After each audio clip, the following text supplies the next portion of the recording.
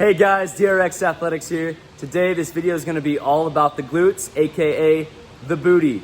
We're going to be showing you ways in which you can build and strengthen the glutes, and also why lack of activation of the glutes is causing you that low back nagging pain. Kind of like this guy. My back! Ah! Ah!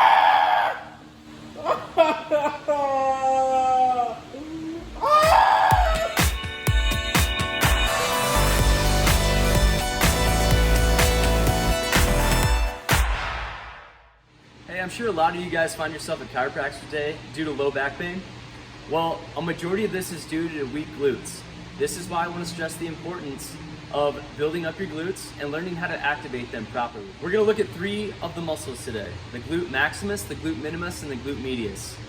All of these muscles are responsible for stabilization of your pelvis and your core, and also abduction of the thigh and the hip, and also hip extension, okay? So getting that glute tucked in. So the reason why I want to stress the importance of building the glutes and glute activation is because there's a lot of issues that come with weak glutes. So as we can imagine, in this seated position all day, our hip flexors up front like to get tight. When we're at work or in the car, this is where we're at. This is a very normal position for us. So what's happening, these front hip flexor muscles right here, they like to get tight, and when a muscle gets tight, it shortens, and it likes to pull and rotate the pelvis down. And if our glutes aren't strong enough to offset that, these are just gonna pull this in anterior pelvic tilt, and that's when your low back starts to fight that. So some other issues you're gonna find when you're in this anterior pelvic tilt position is that other muscles are gonna have to take over for the lack of strength in your glutes. A lot of times you'll see that the TFL muscle is gonna be tight, which will put a lot of tension on that IT band, which then puts a lot of tension on the knee and gives you outer knee pain. And this is why it's so important to understand the function of the glutes, why they're there, why we have them, not just for looks, but also for the function of the body. So when we're doing exercises, we wanna make sure that we're doing the proper form, and so that way we can activate the muscles properly. Hey Ryan, you want to tell me if I'm doing the exercises right? Yeah! Guys, we're gonna take a look at squat form here. So some things I tend to notice with improper squat form is this anterior pelvic tilt position, where the hip flexors are tight, the core is weak, and we're not able to activate the posterior chain of the lower extremities properly, which creates a large disconnect between the upper and lower body moving together as one. You're gonna find your weight shifting forward and having a hard time keeping it back. You're gonna see your heels coming off the ground. So some things I want us to focus on here is to loosen up those tight muscles, to foam roll the hip flexors, the quads, the hamstrings, the calves, getting all that nice and loose. That way it's ready to move and be mobile during the exercise. Also a few dynamic warm-ups and some key things: keep the core nice and tight, keep the upper back tight, and also try to keep your weight back on the heels to keep that bar moving straight up and straight down. Okay guys, now we're going to take a look at the plank hold. So a lot of times I see people in this V-up position where they're just holding their body weight up with their arms. They're not activating the core or the glutes properly. So what I want us to try to do is to tuck the glutes down and get the body in a straight line, which is going to really engage the core and also activate the glutes. As you can see here, Dalen's in a nice straight line here. His glutes are tucked down and in. He's no longer in that anterior pelvic tilt position. He's got everything nice and stable, and you're going to find this is going to strengthen your core a whole lot better than the other position. Okay, moving on to fire hydrants. I want you to pay attention to the relationship between the ankle and the knee here. As you can see, the ankle is much further out than the knee, and we want these two working together laterally so that way we can properly activate the glutes. So some things I want you to pay attention to is just keeping that core nice and tight, staying stable with your body. Don't let it lean to one side, and initiate the movement with the knee and keep the ankle nice and loose. And also we can do this banded or we can do this with body weight. It's all dependent upon your skill level and strength level. Alright guys, finally we're going to look at the standing overhead shoulder press form. A lot of times I see this low back arch again, which actually puts a lot of compression on the spinal joints. So we got to be careful in this position. What I want you to do is engage the core and squeeze those glutes in, keeping your body in a nice straight line as we drive the weights overhead. So It's just like the plank that we did before. Everything should be in a straight line and engage the entire time we do this exercise. So we don't need a lot of weight to start. Do something light that we can handle while engaging the core and the glutes. And then as you get comfortable with this, then you can start building the weight. All right, guys, now we're gonna dive into some glute activation exercises. The first one we're gonna look at is the lying clam raise. I want you guys to find a resistance band that fits your strength level.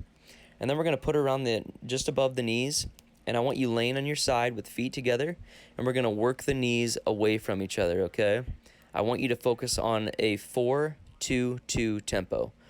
So 4 seconds on the way up, 2-second hold, and 2 seconds on the way down. This is going to keep that activation the entire time with resistance. All right, guys, the next exercise we're going to look at is the side lying leg raise. Once again, I want you to find a resistance band that fits your strength level. So I want you lying on your side with a bent knee. The knee is going to help anchor this band and hold resistance against it.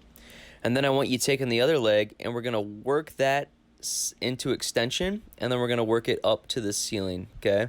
We're going to take the side of your foot and move it up to the ceiling. Same tempo. 4-2-2, keeping resistance the entire time. All right, guys, the next exercise we're going to look at is the lateral band walk. Once again, I want you to find a resistance band that fits your strength level. Some things I want you to focus on here, keeping the feet facing forward. And I want you in a nice squatted position. And what we're going to do, we're going to drive the knees out against the band. And I do not want you to elevate your hips at all as you're walking laterally, holding resistance against the band and on the glutes. All right, moving on to the single leg power hop. Some things I want you guys to be mindful of here are your knee position when you land. I don't want your knees caving in. And also I want you to use a little mind muscle connection and really activate the glutes when we load and also when we drive through the ground. All right, the next one we're looking at is the single leg glute bridge. I want us to bring our foot as close as we can to our glutes, and I want us to drive through the ground and extend our glutes into the air, squeezing them and activating them as much as we possibly can. Use a little mind-muscle connection here, guys, and take your time. Don't rush through this one. Really try to activate those glutes and really control the body on the way up and on the way down. Okay, guys, now that we looked at some exercises on how we can activate the glutes, let's look at some on how we can build bigger glutes. This is a great compound lift, the deep squat. Once again, let's pay attention to the form, staying back on the heels, activating the core, getting out of that anterior pelvic tilt position as we drive the weight up. We do not want to disconnect between the upper and lower body. Get that bar moving straight up and straight down. This is a great exercise because you can modify this based on your skill level and strength level just by simply adding weight. At first, you may not need a ton of weight. Let's really focus on the form and glute activation here. I promise you, if you do that, you're going to see results. Okay, the next exercise we're going to look at is the single leg kickback. This is a great exercise for activating the glutes and building bigger glutes. What I want us to do is take that heel and drive it into the air, squeezing the glutes as hard as we can as we keep our core and body nice and stable. Once again, we can modify this lift with resistance band or with any cable machine. It's a great lift for building the glutes, but it takes a lot of mind-muscle connection. So take your time with this, slow it down, really feel the movement. Okay, now we're gonna look at the reverse lunge. I like to do the reverse lunge because it takes a lot of body awareness and balance. So this is gonna require a lot of core activation, keeping that body nice and stable on the way down, making sure that we're driving with the legs and not the low back on the way up. So take your time on this, move it nice and slow, just like we talked about. You don't need a lot of weight, just work on activating first, and then we can add weight.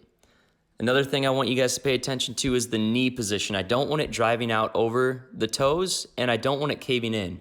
So guys, just be nice and stable with the upper and lower body, and really just work on mind-muscle connection and activating the glutes.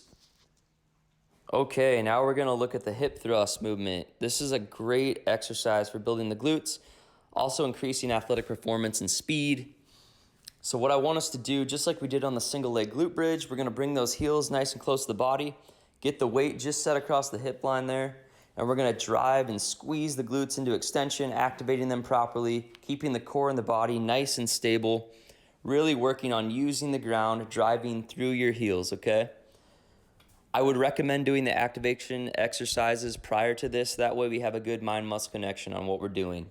And the final two movements of the day we're gonna look at are the jumping split lunge and the fire hydrants. We're gonna superset these two, which just means 2 exercises back to back without rest in between. On the jumping split lunge, I want us keeping that core nice and tight and activating the glutes as we load and drive through the ground, and also as we balance ourselves in that good landing position where the knee is not caving in or going out over the toes. Then we're gonna jump into fire hydrants where the ankle and the knee are working together laterally, really building the outer portion of the glutes. These exercises are great and can be done at home.